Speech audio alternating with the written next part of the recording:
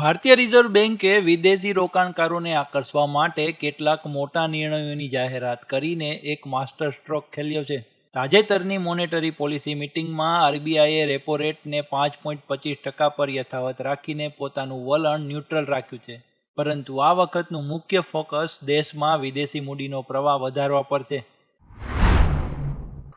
The MPC voted unanimously to keep the policy repo rate under the LAF unchanged at 5.25%.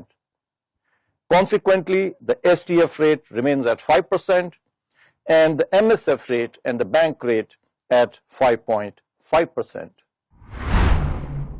આ અંતર્ગત સરકારે મોટો નિર્ણય લેતા 1 એપ્રિલ 2026થી સરકારી જામીનગીરીઓમાં વિદેશી સંસ્થાકીય રોકાણકારો માટે લાગતો 12.5%નો long term capital gains tax સંપૂર્ણપણે નાબૂદ કરી દીધો છે. કેન્દ્રીય બેન્કે વિદેશી પોર્ટફોલિયો રોકાણકારો માટે ફુલ્લી એક્સેસિબલ રૂટ એટલે કે FARનો વ્યાપ વધારીને 15, 30 અને 40 વર્ષના લાંબા ગાળાના નવા સરકારી બોન્ડ્સમાં રોકાણની મંજૂરી આપી છે. આ ઉપરાંત જનરલ રૂટ હેઠળ વિદેશી રોકાણકારો પર લાદવામાં ઇન્વેસ્ટમેન્ટ લિમિટ પણ હટાવી લેવામાં આવી છે, જેનાથી તેમને ડેટ માર્કેટમાં વધુ સ્વતંત્રતા મળશે. વિદેશમાં વસતા ભારતીયો એટલે કે NRI અને OCI માટે સેબીના રજિસ્ટ્રેશન વગર લિસ્ટેડ ઇક્વિટીઝમાં વધુ રોકાણ કરી શકે તે માટેના નિયમો હળવા કરાયા છે. તેમજ જાહેર ક્ષેત્રની કંપનીઓ માટે ફોરેક્સ સ્વેપ વિન્ડો અને બેંકો માટે FCNRB ડિપોઝિટ પર હેજિંગ કોસ્ટ સપોર્ટની સમયસીમા 30 સપ્ટેમ્બર 2026 સુધી લંબાવવામાં આવી છે.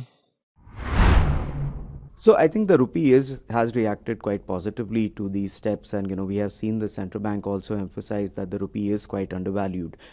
Our sense is that the global pressures generally on emerging market currencies in the near term is going to be high, and so from that perspective the bias could be for the rupee to remain under some pressure.